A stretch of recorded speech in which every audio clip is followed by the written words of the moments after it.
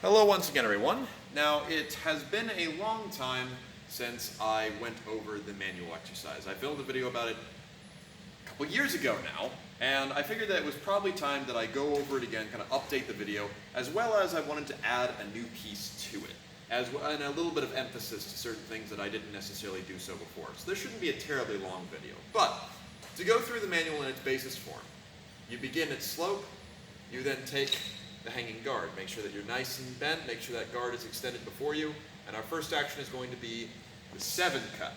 Now, some things I want to emphasize here. Make sure that your 7 cut is projected out with your lunge, so that way when the cut would be hitting the head is when my force is going forward, as opposed to down, and you'll usually see this if you do it on a hard target. You'll have this kind of bend on your sword, not desirable. We want to make sure that we're getting this proper extension and our proper reach. Now, following this hit, I'm going to use that stored energy in my lead leg to pop myself back into St. George, which should be held across. Slightly canted is okay, but I don't want to be reaching up for it with my blade going up. Also make sure that it's back here, not reaching out. We don't need to guard this guy, we need to guard this guy. So, I've gone from 7 to St. George. Now out of this, I'm going to just kind of keep my wrist where it is and turn over into a 1 cut with a lunge. So you'll notice, once again, I am extending quite well. Boom, with my lunge. So I'm coming down at a 45-degree angle. Following this, you can either stay stagnant, or you can turn it into a Molinet, if you wish, which would be a new thing we haven't really talked about. So I can just from here pop back and outside, or I can use that momentum of the cut to turn it over into the outside guard. So here's what that would look like. So 7, St. George, 1, outside. Now in the outside guard, make sure that it is within your frame. Tip, usually I'm aiming at their left eye, and my guard is rolled out to the side, as if it's in the middle, it's not doing me any good. If it's over here, it's not doing me any good. I want to make sure I'm creating that favorable angle to protect myself. Now following this, I'm going to do a bit of a weird cut. And one of my guys will be watching this. James, if you're watching, this is the one you struggle with, right? I'm going to pull that tip back to my left shoulder and then execute my 2 cut, which is a 45-degree down from my left. So here's that now from the side. So outside guard, pull tip, 2. Now once again, I can use a Molinet to move to the inside guard, or I may simply turn my hand over. But let's go ahead and do the Molinet. So my cut goes through, turns over, and now snaps to the inside guard. Now, depending upon the source you're reading, and I believe I mentioned this in the first video, some describe you having your nails up, which would indicate that you're holding the sword flat, kind of in the same way we did with the outside guard. That's okay. If the source says to do it, absolutely. I personally don't like doing this version. I had a longsword background initially, and I'm very used to people being comfortable taking a shot at my wrist from below right here, or a manchette or 8 cut, as I've talked about before. So I prefer to hold it a bit more like here, like I'm shaking someone's hand. But either way, I want to make sure it's lined up with my left hip, tip now pointed at their right eye, and creating that favorable angle. So, here's that one more time. Outside guard, pull back, 2 cut, inside. Now from here, we're going to now pull the tip back, and I'm going to kind of leave the guard out where it is, let it drop down to the level of my leg, and then fire out that 3 cut. Now a really important thing about this is going to be extension with the arm and shoulder so that the guard ends up above my head, as opposed to trying to reach by letting the cut extend down here. This one kind of breaks the rule that I talked about for the first couple cuts. But make sure you're nice and structured behind it so that your guard protects you. And following this, I'm going to let that momentum kind of keep going, and I'm going to sweep it back into the outside half hanger. Now, as we've talked about in some of the lessons, the outside half hanger can be just a static position you move into, but is better, in my opinion, swept into. So I clear whatever is attempting to either hit me in the middle or come at me from the side. I'm meeting it with opposing force. This blends into that quite well. So inside guard, back, 3 cut, outside guard. Kind of locks me out, makes me nice and strong. That's what I like to see. Now following this, we're going to once again just pull the tip back. I'm going to basically put it into my sheath almost, but I pull the tip back and I fire with the nice 4 cut. Now, one of my guys, Jason, you would ask me about this, and so here's how it works, right? I am going to make sure that I'm first extending with the sword tip by squeezing with my pinky. and then I'm going to open with the chest and shoulder to perform the cut, as opposed to leading with the arm, which causes the elbow to extend, and sometimes hyperextend if you have particularly mobile joints. So, squeeze to get that extension going, open the chest, and you'll end up with a nice strong forecut, which can intercept most things. This is a very good cut to use. Here's that now from the front. So, outside half hanger, pull back, fire. Nice and strong. Now following this, there is no really clean way to sweep into this, so it's just going to be across again to use the inside half hanger. Make sure that your wrist is straight and that it's about the level of your chin, maybe your nose, depends upon where you're blocking. But we don't want things to be super, super high so we can't see, and we also don't want a bend in this because that's going to hurt a lot. We're just protecting the inside of the flank, doesn't need to be all the way over here. Now, that's kind of the basic couple cuts, and you can call them out as cut with X number, followed by guard, and you can call out the specific guards if you wish, not required. I tend to do a mix of them, but let's go through those again really quickly. So, slope, guard, 7, St. George, 1, outside, 2, inside, 3, outside half hanger, 4, inside half hanger.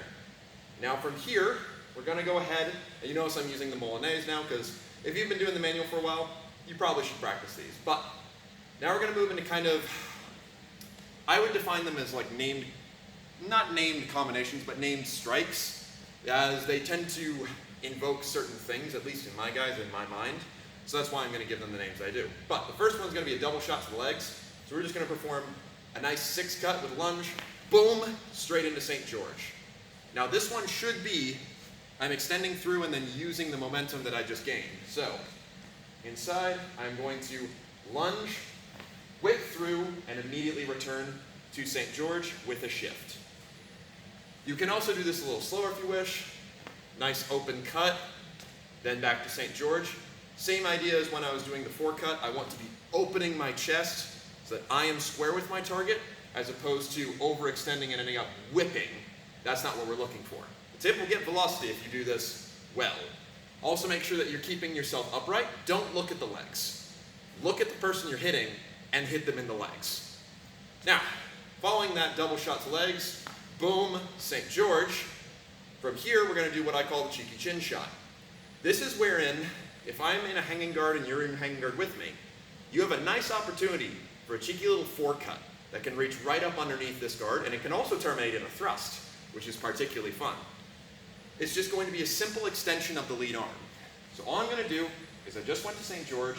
I'm going to just slightly drop the tip, angle my edge forward, and engage with these muscles to shoot it out. Now at the same time, I will use a small lunge so that I end up basically in the hanging guard, but as though I had done a cut. This one doesn't need to be particularly big, and you shouldn't hang out in it for very long. But here, angle, fire, and then we're going to pop back into the half circle or Spattering Guard. Important thing with this guy that I did not have in the original video, flat, right? What I'm doing is I have my hand held like so, nice and open, and I am kind of letting this slight bend happen in my arm so that the weight of the sword is actually quite well supported. My tip is relatively heavy, and it can be either parallel or slightly dripping below. I do not want my knuckles up to the sky or the sword above my head, as this is not meant to guard my head. This is meant to protect my wrist. It does everything this guard does, a little bit worse, frankly, but it allows me to now play the point game, which is the final bit we'll be adding on. Now, strictly speaking, the manual actually ends there. From here, you move to slope, you're done. But I've decided to add on one more piece, as I think it's useful. So, from here, this can be just a static guard, and we use it in a couple lessons as you've seen. Or, it can also be an aggressive position. When we see this guard taken as its own, it is held like this. So the left arm comes up to actually reinforce. Now, by reinforce, what do we actually mean here? I'm not holding up my right arm with my left arm, but I am supporting it by adding an extra brace, if you will. So that way, if someone attempts to knock my sword aside, I have a better chance of withdrawing it or what have you. I also, no lie, if someone tries to cut around this, it's also quite nice to be immediately ready to grab. I don't think that's its original purpose. That's probably more of the messer in me. but I have noticed that it's there. I also find it quite good for encouraging very good posture, and since I'm about to play the thrust game, that is very key. Now, this aggressive form is shown a couple times, and it is mentioned that if someone were to take this offensively, either they have no idea what they're doing, or they are very apt at the point game. So, make sure that if you take this, you know what you're doing, because you're asking for a very particular sort of stimulus. But, what we're going to do from here is we're going to do a simple thrust in cant. Right? So that would be quarta, if you're more familiar with the Italian terminology. So my nails are up, my blade out to my inside. I am going to extend, keeping my arm where it is, and then lunge with a small lunge, recover, retract, slope. And that will now be the end of my pattern. So, here's that again. So we just did St. George, cheeky chin shot, spadroon, aggressive spadroon, extend, thrust, recover, retract, slope. Now the reason I wanted to add this on is because I think it's good to show a thrust. I think it's also nice to terminate in another guard. We start in the hanging guard, we move through several positions, and then we just kind of stop. I like terminating in another guard that has a specific action, and it's also just a good way to snap out of the shift and back into slope, in my opinion.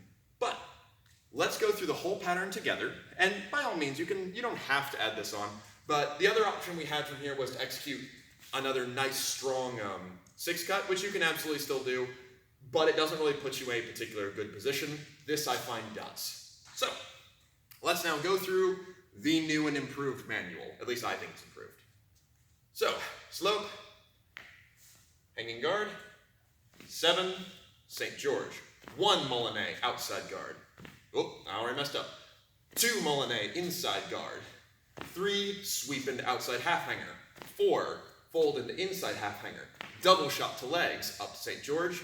Cheeky chin shot, return to spadroon.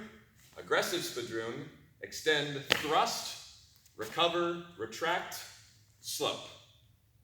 Now I will show that the other way, as I find this is the best way to kind of show these actions. But, hanging guard, 7, St. George, 1, outside guard, 2, inside guard, 3, outside half hanger, 4, inside half hanger, double shot to legs, St. George, cheeky chin shot, half circle, aggressive, extend, thrust, recover, retract, slope. And that's our new and improved manual. I think it's a good bit of fun. I think it kind of adds on to something that you may have been practicing for several years at this point. Certainly making the Molinets into habit on those 1s and 2s. It's a fun active switch to turn on, and it'll kind of start giving you some new options. The 3s and 4s remain relatively unchanged, but sweeping into those outside half hangers or across into spadroon, really good habit to get into. But otherwise, thank you very much for watching, and we'll go over some other techniques another time.